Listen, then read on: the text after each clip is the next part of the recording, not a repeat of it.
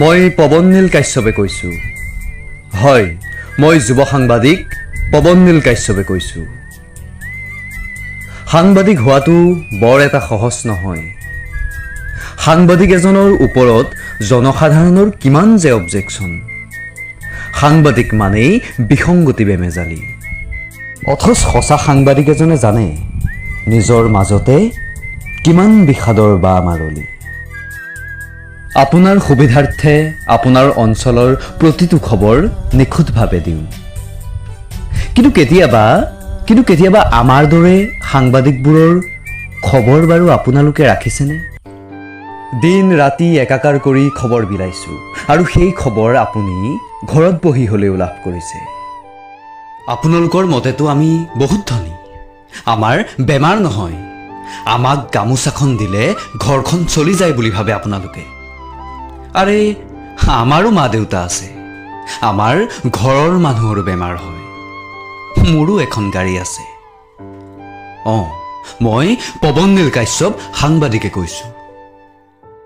আজি মই খবৰ বিয়পাই ফুৰিছোঁ সঁচা, এদিন কোনোবা সাংবাদিকে মোৰো খবৰ বিয়পাই তুলিব, মোৰ মৃত্যুৰ খবৰ। সাংবাদিকৰ মৃত্যু হ'লে কাৰ কি আহে যায় নহয় জানো? হয়তো আত্মীয় স্বজনে হিয়াও জাৰি কান্দিব, লগৰ বন্ধুবোৰে ৰিপ বুলি ফেচবুক হোৱাটছআপত দিব, আৰু হয়তো শোকসভা। যান্ত্ৰিক যুগত এই সাংবাদিকতাৰ জীৱনটোত 7টা বসন্ত পাৰ কৰিলোঁ। কিমান যে তিতা মিঠা অভিজ্ঞতাৰে পাৰ কৰিছোঁ হিচাপ নাই।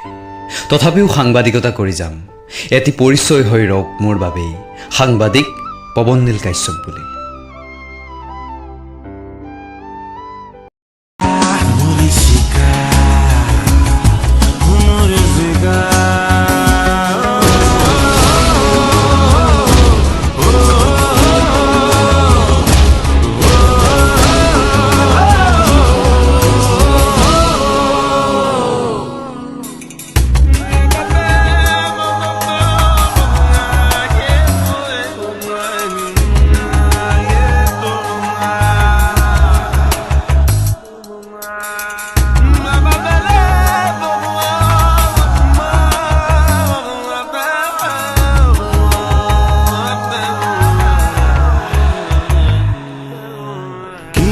মনত মিঠা আছে যে অলেখ পিঠা, ভুলা হলে যদি আবৰেহি আহি ভেটাপ লগতে ৰুদিবা।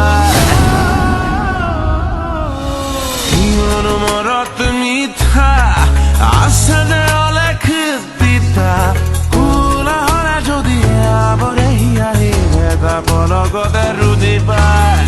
নাজানো আৰু কত সহিবলে কাৰ আছে কত যাতনা, উভুবাবে গৈ যি পাবা চুমিবলে কি হব মাথো চলনা।